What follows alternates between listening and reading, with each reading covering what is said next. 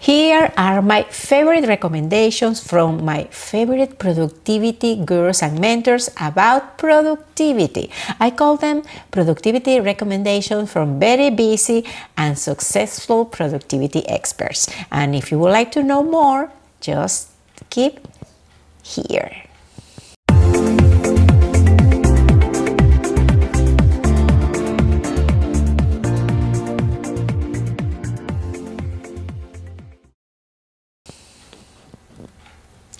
Happy present moment and welcome to Jeanette Salvatierra TV. I'm your host, Jeanette Salvatierra. And since I love to do so many different things and also share what I learn with my students, my clients, and of course with you, my audience, I have created this summary with my favorite tips on productivity from my favorite productivity gurus and mentors on the subject of how to deal with a very busy and of course productive schedule. And these guys are very happy, purposeful and successful people. And this is the kind of lives that I would like also you to live. That's my mission, and that's the reason behind this video, my books, radio show in Spanish, conferences, and everything I do. Let's dive into our subject today. This is the first tip, productivity tip, and this one comes from a very well-known expert called Tim Ferriss. And the tip is, work only when you are on your top energy level. Working at your top means that you will be more efficient, you probably will progress faster, do more with less effort, and as an added benefit, you will enjoy work. You will enjoy what you are doing, since your energy will push you in the same direction of your effort and intention. And this is a key advice for me, since I will always like to work aligning my efforts to my personal energy, and that's the same that I advise to you that you do. And if you want to learn more about your personal energy levels, best time of the days for you to work, etc., learn about chronotype, looking for the video on the subject of chronotype that I have in this same very same channel. The second tip that I have for you is measure how much productive you are. And this advice comes from Shelley Selnick, a sales productivity consultant with Knowledge Tree.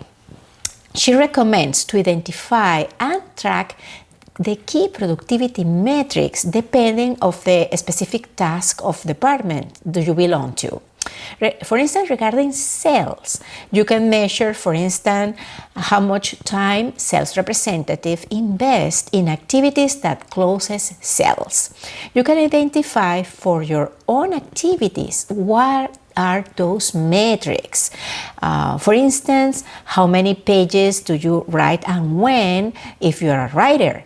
What are your days of the week where you attend more clients if you're a retailer, for instance? What you measure, you understand, and therefore you can improve.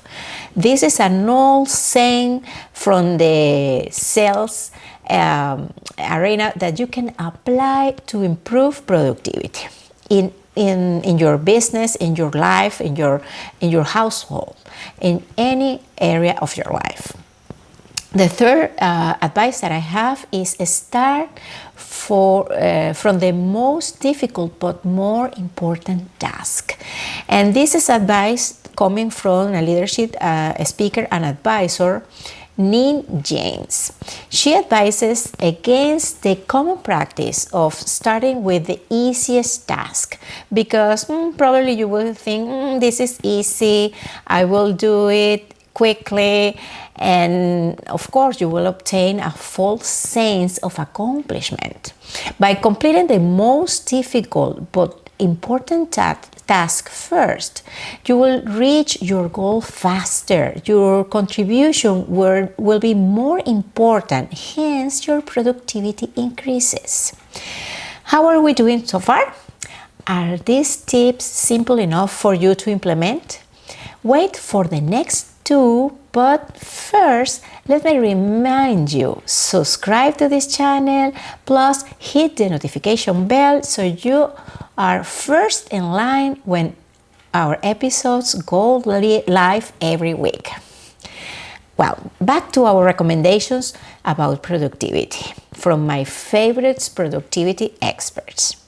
The fourth recommendation is learn to delegate. This one comes from Kathy Sexton, and this recommendation is one that I applied a long time ago as manager in my corporate years. By delegating, you will help develop your people skills and also allowing the work to get enriched with new and fresh ideas. And of course, you will be able to devote your own time to tasks more aligned with your own talents and priorities. And finally, the fifth recommendation is plan the week ahead on Fridays. If you work Monday through Friday, probably you have noticed that Fridays afternoons are quiet and unproductive. If your work week is based in another schedule, you can also identify a block of 4 hours that are less productive during your work week and use it to plan your next work week. In this way, you will start right away with the most important task, delegating wisely if this is the case, or asking for resources you will need.